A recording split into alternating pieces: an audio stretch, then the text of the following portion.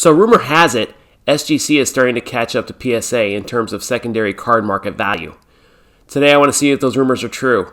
Let's have a look at this information on this episode of DIY Sports Cards.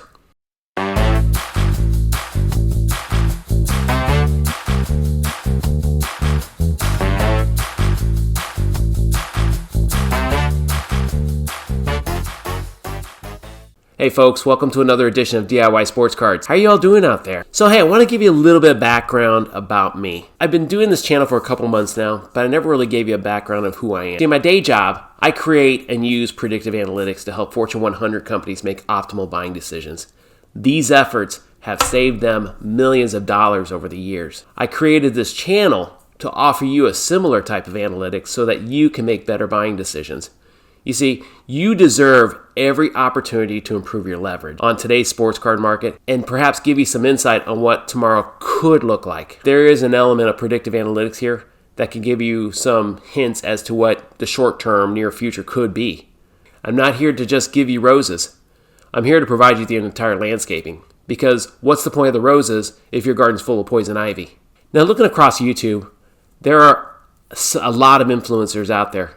And I respect them all. They generally have good intentions that they bring to this hobby. Now, even though I can respect them, it doesn't necessarily mean that we have to agree with them on all facts. And that's healthy. That is perfectly healthy. You see, some influencers have encouraged poor decision-making over the last couple years.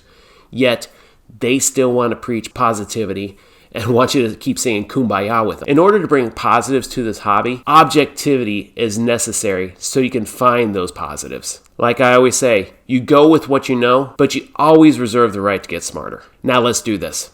I'm hearing rumors that SGC might be catching up to PSA in terms of value. I want to take a deeper dive by looking into more examples and see if in fact you are gaining some benefit or if SGC has actually caught up. Let's have a look at this information and see what we got. Okay, so we're going to use examples from eBay again, like we did a couple months ago. And I'm going to compare price points on how cards sold using the same card and the same grade, but across different companies.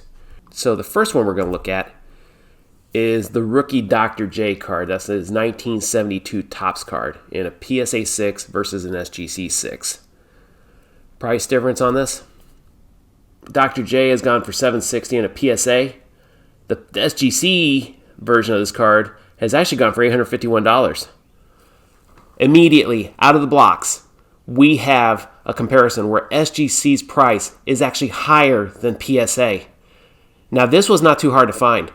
Now, 2 months ago, it was not that easy to find something like this. In fact, I didn't find anything. SGC was always inferior in cost to PSA.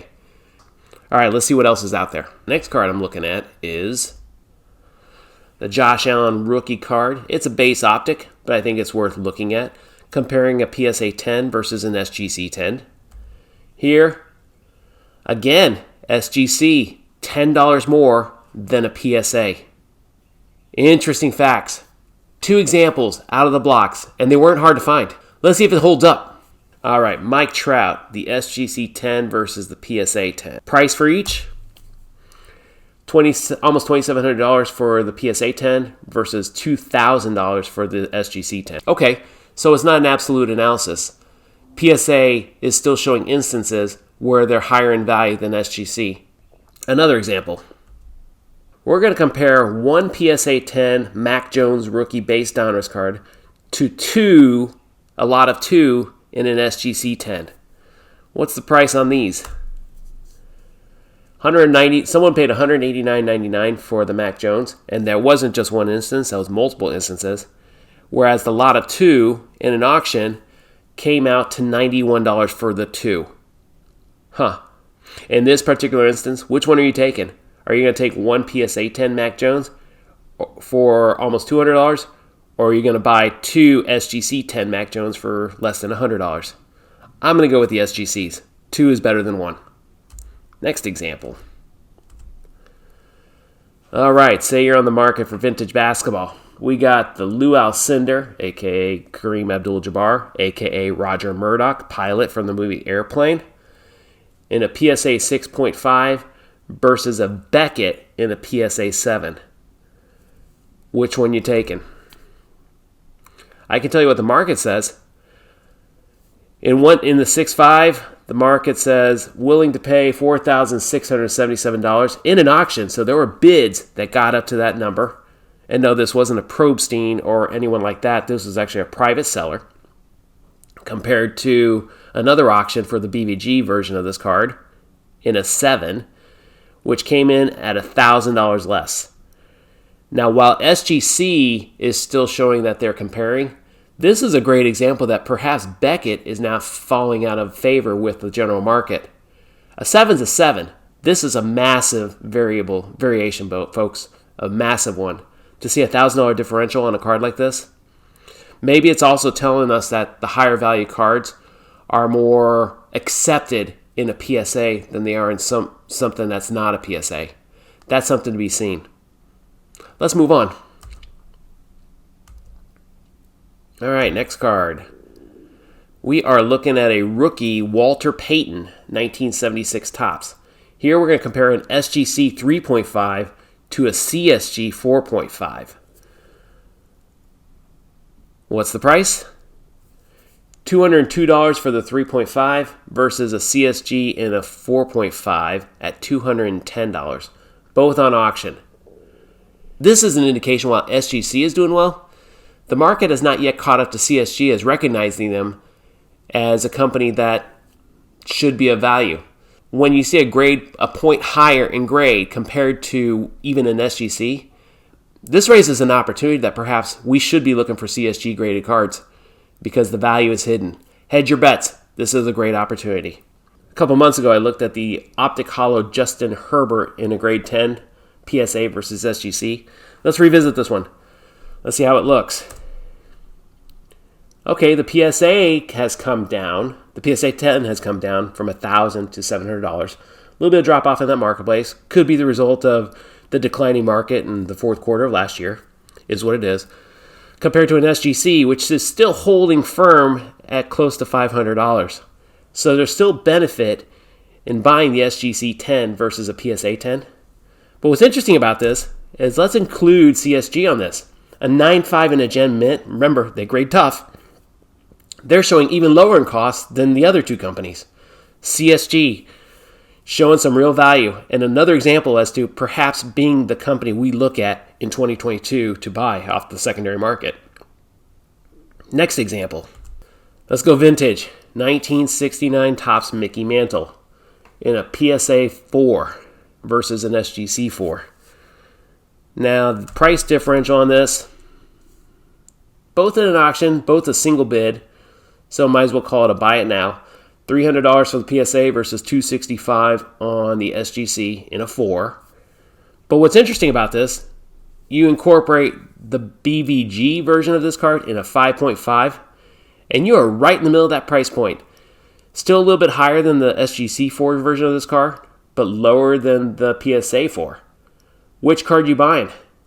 To me, I'm buying the grade 5.5 at the $280 price point if I had $300 to spend on this. Interesting take. All right, let's do a comparison of Steph Curry's rookie card in a grade 9 across CSG, HGA, and PSA. Want to take a guess on who's going to be the lowest cost? All right, let's find out if you're right. $2,244 for the PSA 9. $1,500, a little bit more than $1,500 for the CSG 9 and the HGA 9. $1,126. That's Steph Curry. Big variation between PSA, CSG, and HGA.